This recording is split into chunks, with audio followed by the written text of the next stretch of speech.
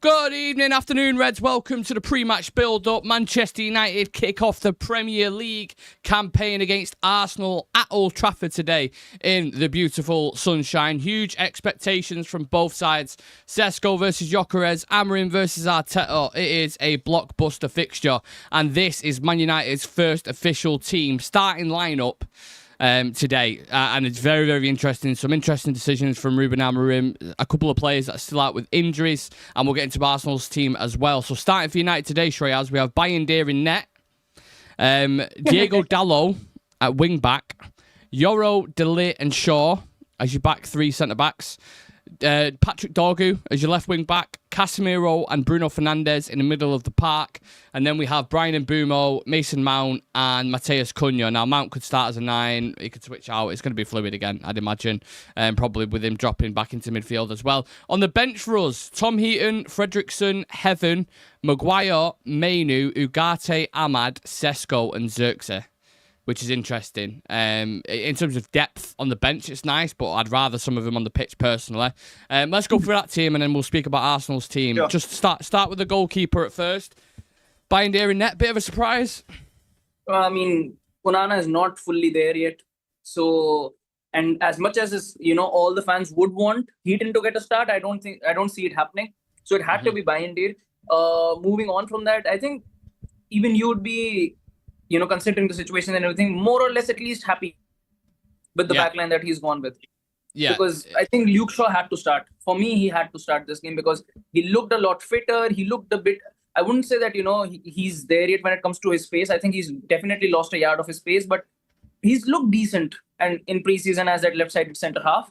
And he knows Saka really well. Point. That is definitely something. And Dalot was a wild card for me, no doubt about it, because I thought Ahmad would be starting there. He would want that, right-hand side to cause a lot of trouble to that area, because I'm still not quite sold on Calafiori. And I thought that if you press with Ahmad as well as Mbeumo, that could be an area where you could make and capitalize on mistakes.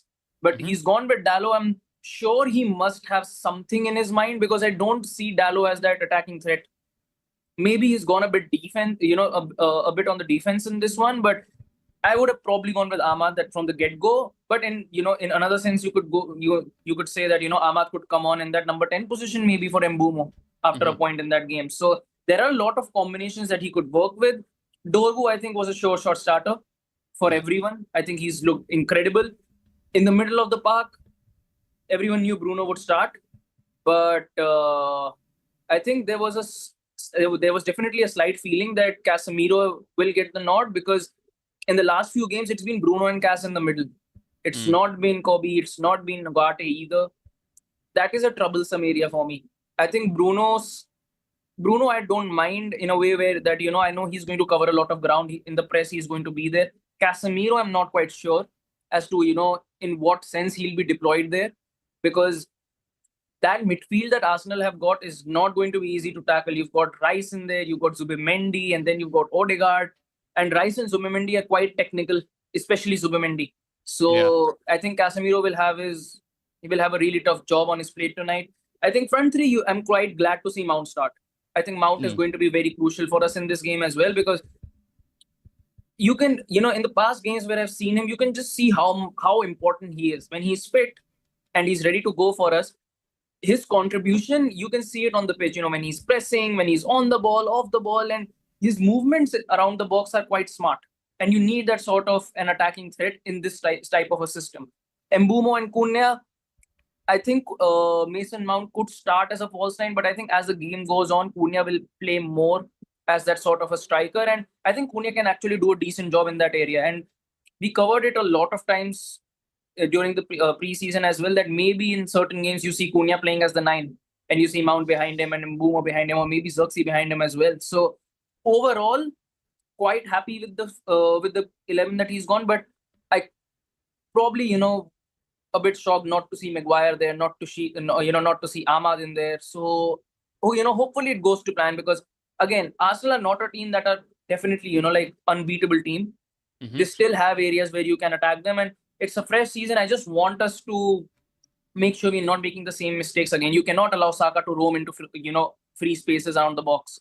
You cannot allow the likes of Gyökeres have that sort of freedom in and around the box, because in those areas, it's going to cost you. If you're going to fall asleep, which we definitely do in a lot of scenarios, especially your set pieces, it's going to cost you against Arsenal. Yeah, I agree. I'm a little bit more disappointed with the starting lineup personally. I would have played Maguire over De Ligt because I think set pieces are going to be really, really important. And Arsenal are probably the best team at set pieces in the league with Declan Rice and Bukayo Saka's delivery. So I'd want a strong commanding presence in there. I'm not saying De Ligt's terrible in the air, but he's not as good as Maguire is in the air. He kind of commands that box when he's set pieces and stuff. So I would rather have Harry Maguire there. The logic I'm trying to think in my head is, why is he starting Dalot over Ahmad? Is it something defensively?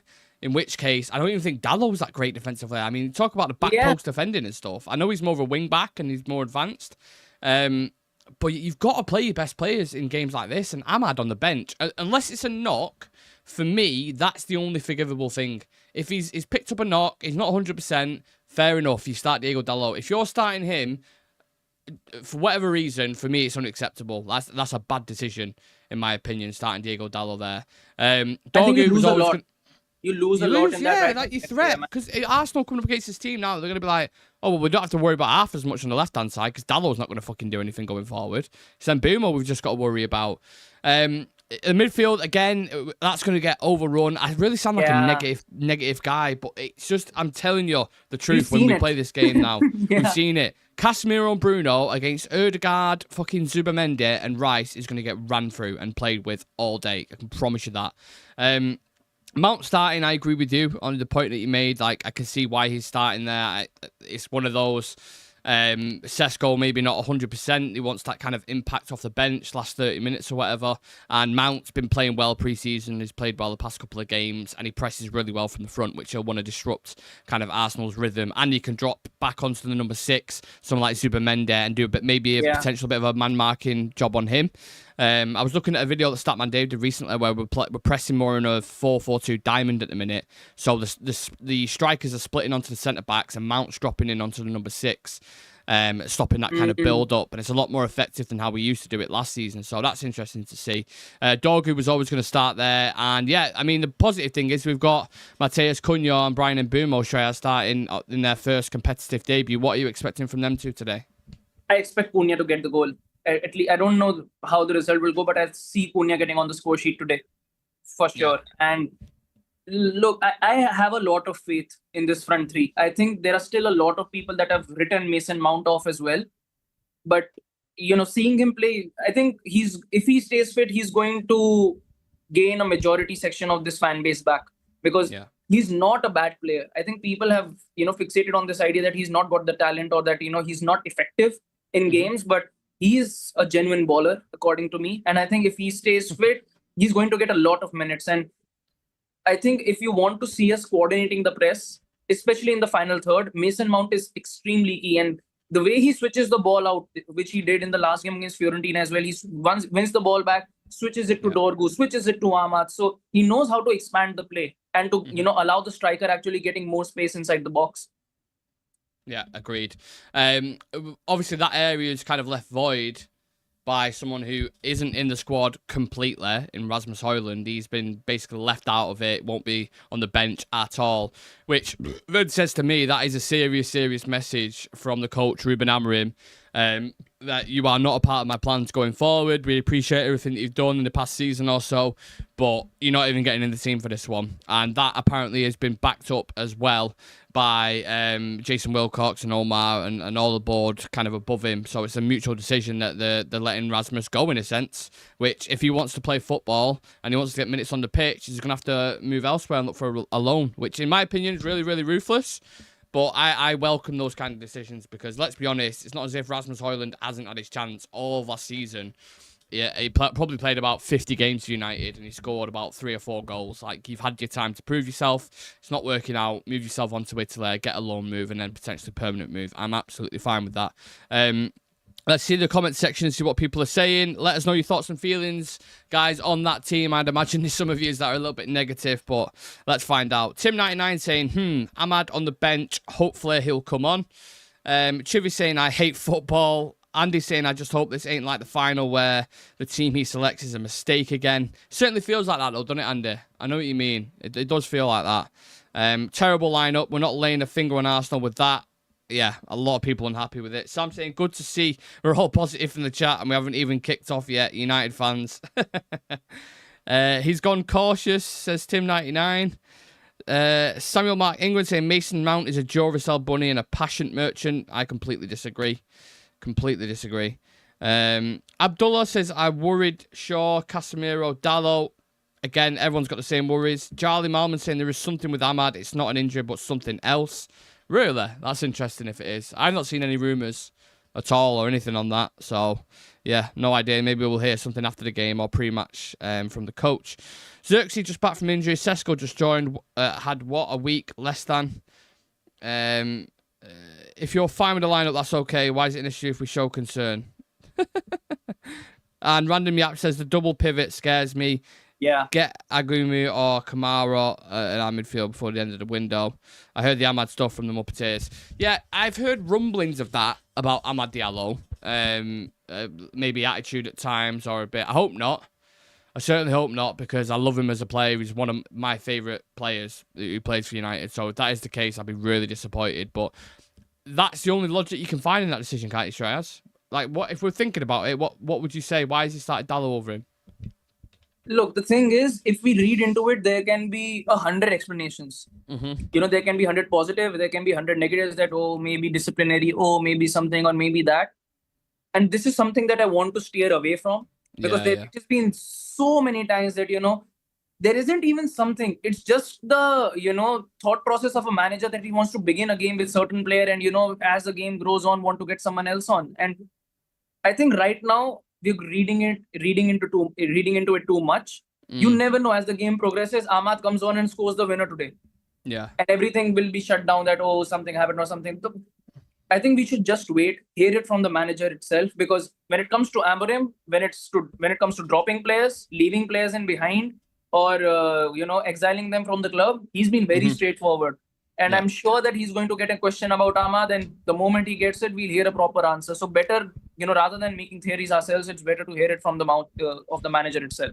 The one thing that I'm worried about is I feel like we're going to be really sat in a low block and just looking, and maybe that'll be what we have to do to kind of win the game against Arsenal. Maybe the manager's just looking at it saying, sit deep, hit him on the counter attack, and that's how we can get at him. You've got Pace and then Mbeumo running in behind. You've got Cunha dropping in. You've got Mount who can drop into little pockets. So I agree. You don't have to. I don't want to be too negative, but I just see that starting lineup and I think Bayende, no. I think Casemiro, no.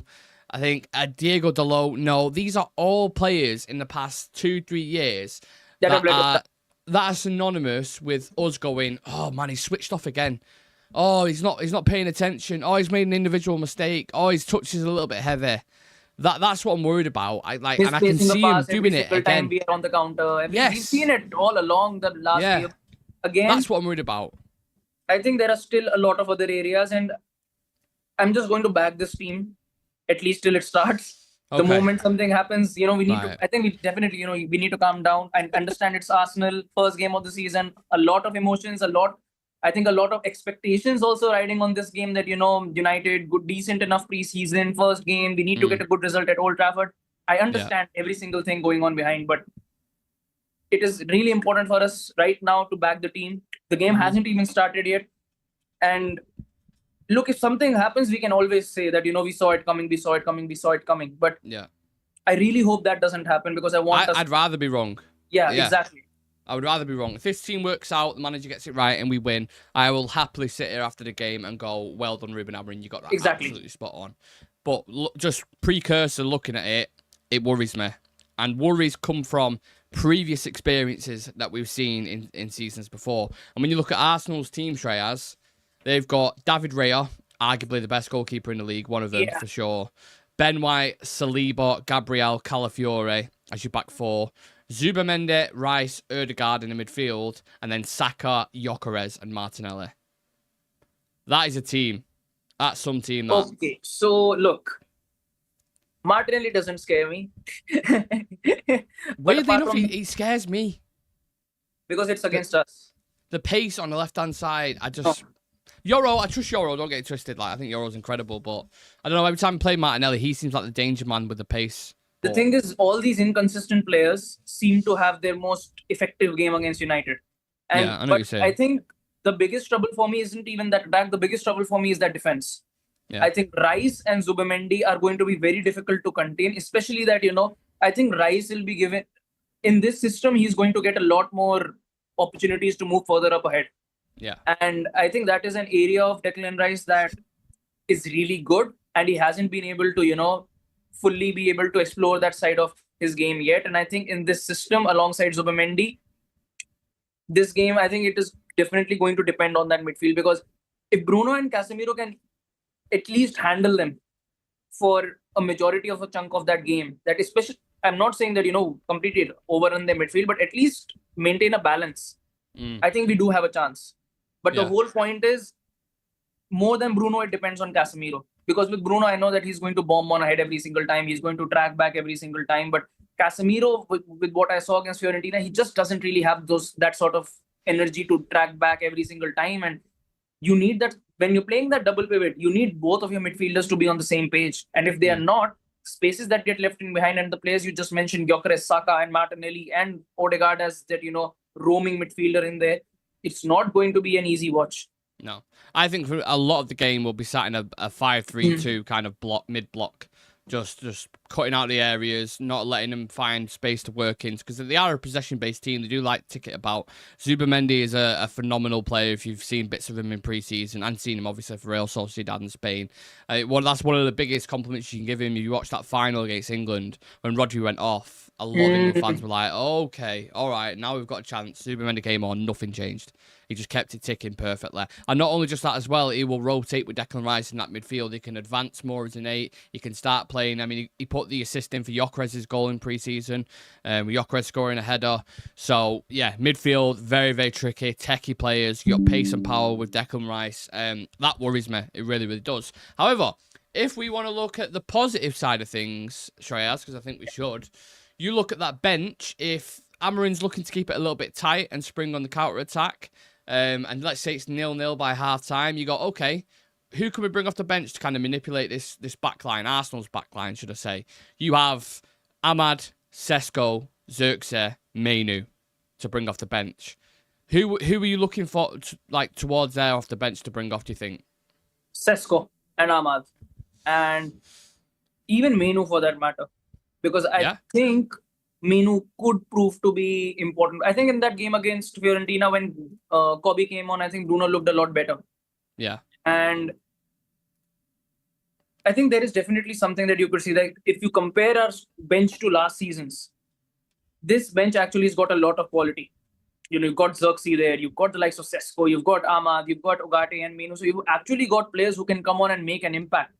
And look, Xerxes had an incredible game against Arsenal last time around. Yeah. He spun Saliba twice. So, again, there is definitely a lot. I'm still going into this game with a bit of optimism. I can definitely see, why people are a bit alarmed with that starting 11. But you need to give our side a decent shot as well.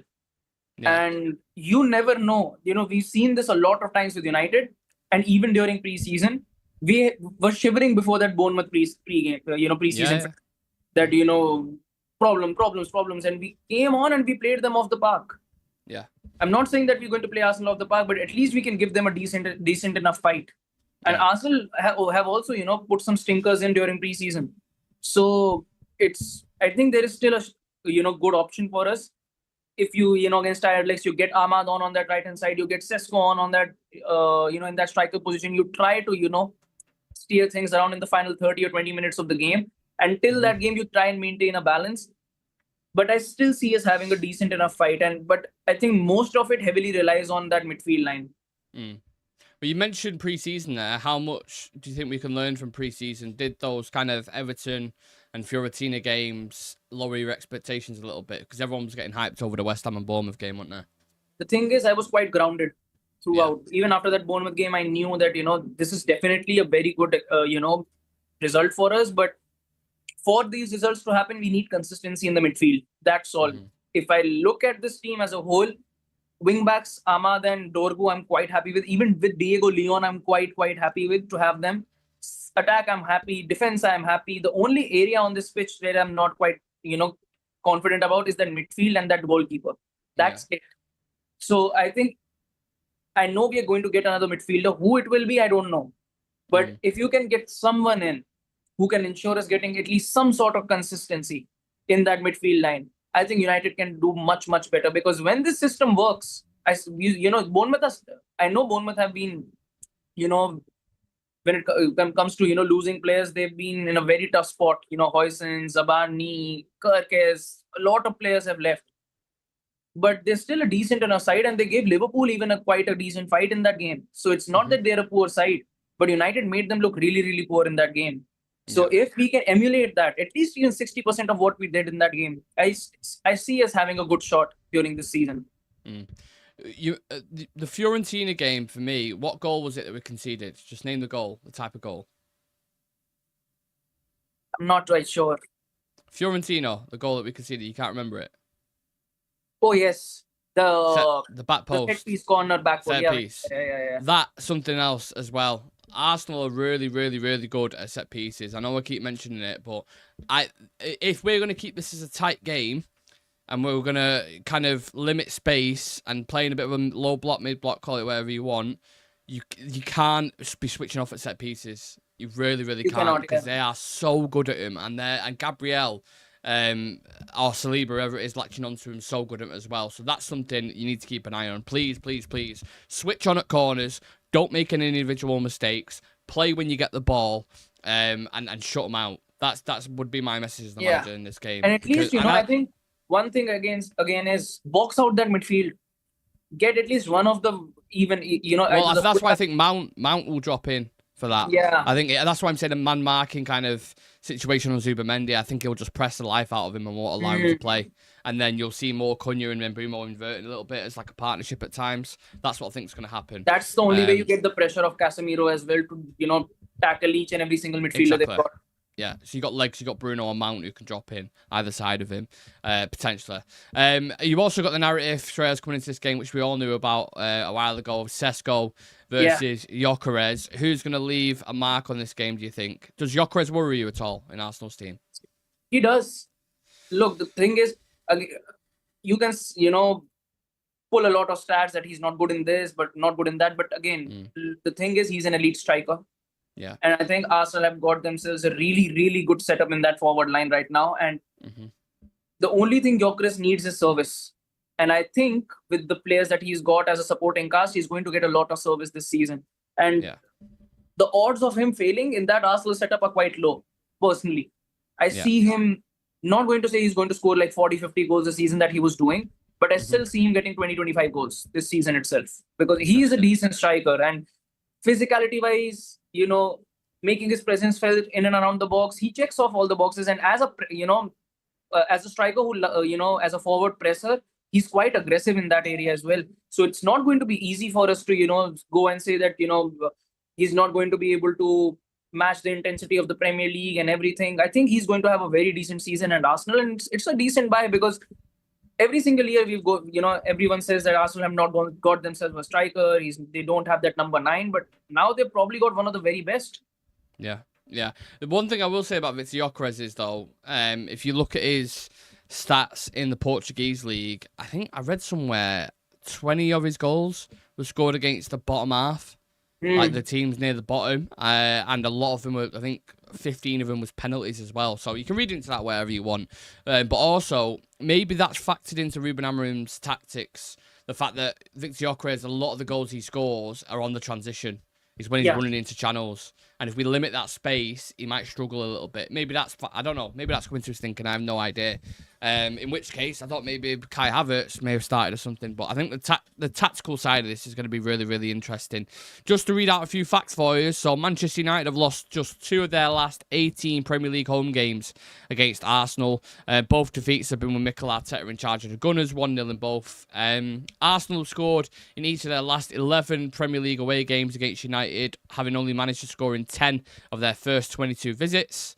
United are beginning their Premier League campaign for the 9th successive season at Old Trafford, the longest run in English top-flight history. And United have won their opening match of the Premier League campaign more often than any other side, 22 times, whilst also having the best win ratio on match day 1 as well. So if we're looking for any kind of positives, there they are. Let's go back into the chat and see what people are saying. I'm sure people are still fizzing, but let's see. I'm more than happy to be proven wrong. I really want the manager to shut me up in this game, but he's not confident. Casemiro's definitely got a lot to prove this season because he's been really poor defensively for 12 months. But we all know the midfield is fucked. I'm surprised for this game he didn't try Mbeumo right wing back. You want Mbeumo in the danger areas in this game, especially if you don't have a number 9 on the pitch. If we get someone in, then we can start to debate who should play where, but right now we can't. Casemiro needs to go, but we can't shift him because of wages. Bruno's going to play regardless. Exactly, we still have Murta and Arnold and Woodward's financial anchors, so people kind of elaborating on that. We've got a 23% chance of winning and 50% chance of losing, so not great odds. Thanks for that. Hopefully it's level with 30 minutes to go, and then Sesko and Ahmad come on and we lift. That's the way I see it going in, to be honest with you. I really, really do. I think it'll be a really tight game. Maybe one goal, maybe Arsenal United get a goal in the first half, and then we look to the bench, because that is, you would be quite scared. Intense game at Old Trafford. United look to the bench and you see Mainu, Sesko and Ahmad coming on. You're like, okay, now this is a different problem that we've got to deal with. You know, maybe tired centre-backs or what have you. So that's the positive. The substitution bench is the positive. Ruben Amorim's been speaking, Shreyas. I'm going to read you a couple of quotes out for you, and then I'll get your reaction. On Benjamin Sesko and Joshua Zirkzee starting on the bench, he said, Josh had a few training sessions with us. Sesko changed his life in 1 week, so we have to choose the best team to start, and then during the game we will see. Would you have started Sesko, or did you agree? No, you agree with that? Yeah, I agree, because look, we need to give him a fair shot, and when he's not fully ready to go, first game, Old Trafford, Arsenal, too much of an ask. Yeah. He says on his starting 11, it's going to be like this during the season. We have more options. We have to choose the right players for each game. Sometimes we are not just thinking about the 11 guys that start the game. We need to imagine how we're going to finish the game and win it. So he's talking about a tactical kind of setup there. On a strong bench, it's really important. We don't know. We can't imagine how the game is going to be played out. But in the end, we need to have options to change things during the game. And we have those players. And anything is possible, of course, especially in front of our fans. We're up against a very good team, and it's going to be a very good game. What's your overarching feeling right now as kickoff is pending in around 35 minutes' time? A bit worried. Yeah. But I really hope that, we see something a lot different than what we've seen last year. That's all. So what don't you want to see the first 10 minutes of this game, let's say? What are going to be the red flags to you where you're like, okay, it's like last season all over again? Getting choked out in the midfield is something. Sleeping off as set pieces, because look, Arsenal are going to get a set piece within the first 15 minutes of the game. Yep. For sure. Yeah. I don't want us to sleep off and then, start off at a disadvantage for the entire, that, you're chasing Arsenal for the rest of the game, because that's the worst situation that you can put yourself in. Absolutely. And another worry sign, and I'm just going to say a name and nothing else, Bindy. Yeah, because we might be good pressing from the front with Mbeumo, Cunha and Mount, but Arsenal are also a very good pressing team, and they can force mistakes. Luke Shaw, we know, has been susceptible. Don't try to build out from the back. Just clear it out. But that's another thing. You can't really go along with Mount as your striker either. Do you know what I mean? Like, I don't think necessarily any of the front three are great in the air. So having Sesko will change that, of course, because you play it into him. He's got a good leap on him. He's a lot stronger. He's 6'5". So yeah, playing out from the back is going to be really. If I'm Arsenal and I'm Arteta, I'm looking at United. I'm going, when they have the ball, squeeze the life out of him. Because Shaw, you've seen it at Bournemouth, made a mistake. Give a goal away. Dorgu, it's happened with him before as well. The keeper's a bit nervy. I don't think De Ligt and Maguire really, when they're building up the centre-back and he's pushing into midfield, them two turning with the ball and the mobility, it's not great for me. So they're the biggest flaws, or some of the biggest flaws in United's team. And if I'm Arsenal and Arteta, they're the ones I'm exposing, but hopefully not. Hopefully that doesn't happen. Hopefully not, yeah. Yeah. Right, should we do 4 things to keep an eye on in this game, Shreyas? 100%. So tell me 4 things: goals, yellow cards, whatever. Bruno to score or assist, Cunha to get a goal.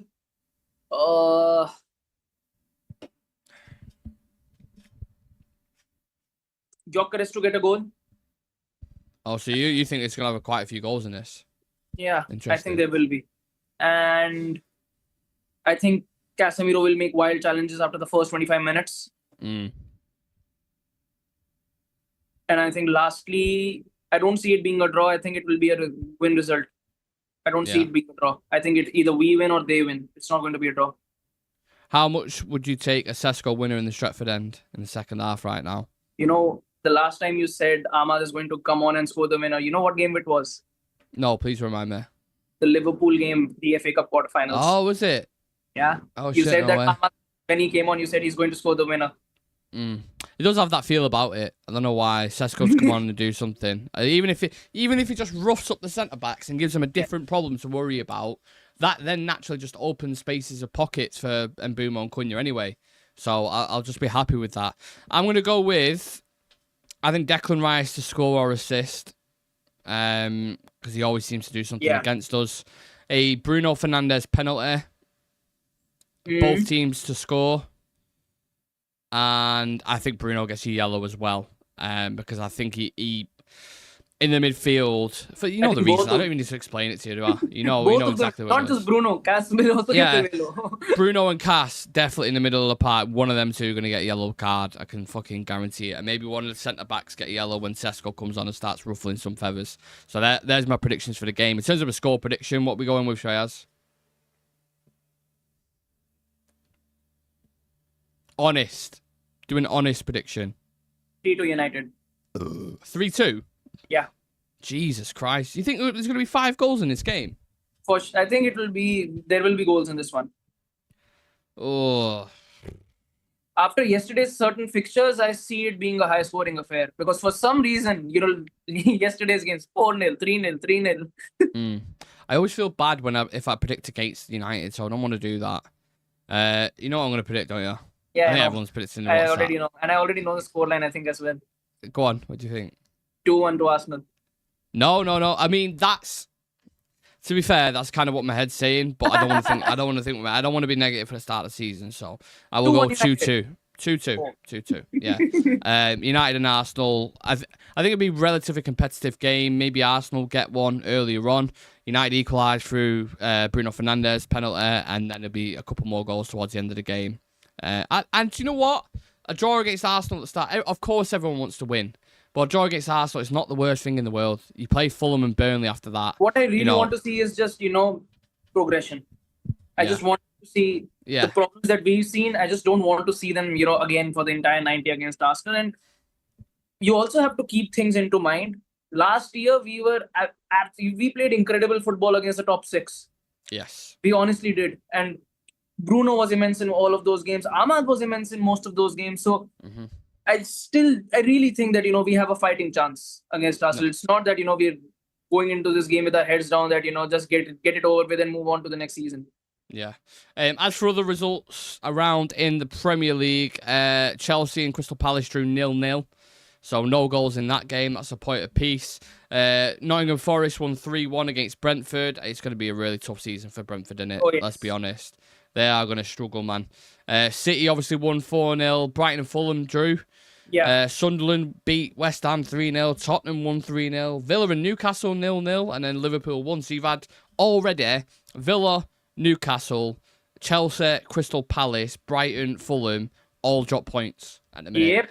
And as much as you might think some of them teams, Fulham, Brighton, we're on about, they all finished above us last season. Yep. So you lay down your marker at the start. If you can get any points advantage whatsoever, now you start today. And if you get it, you start climbing up the table, and we don't fucking finish 15th like we did last time. So were you surprised with Sunderland's result?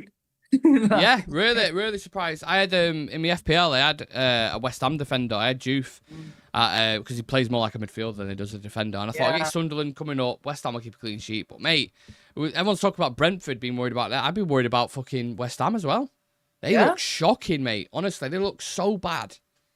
It is quite alarming as well for them, because again, I understand they've not really spent a lot, but I don't think if they play this way, it's going to be a DC. I think they'll again be fighting relegation, because that attack and midfield yesterday, Sunderland looked way ahead of them, and that is a team that has just got promoted from the championship. Yeah. That's what I'm saying. It's listen, the league is going to be very, very interesting. And United need to lay a marker down, or at least put in a decent performance, competitive performance, where it's really, really close. And then you go, okay, we can build on that. You know, next few games, Fulham, Burnley, we start building, and then we've got Chelsea and City. So I just don't want a really dark cloud at the start of the season, because all this optimism and positivity, as we saw last season, got cut out straight away. So please put in a good performance, show what you're about, and let's see what happens. Listen, I've got to rush off because I've got to go places and do some things. So I appreciate everyone in the chat. Sorry, it's a bit of a shorter one. Usually we do around 45 minutes. I think we've done about 40 anyway. Yeah. So go and enjoy the game. Go watch the coverage. We'll be live after it, discussing everything in full. Hopefully discussing a Man United win. Appreciate the support. Leave a like on the video for us and subscribe to the channel. This has been the pre-match build-up against Arsenal. Come on, you Reds, get the job done, and we'll speak to you in a bit.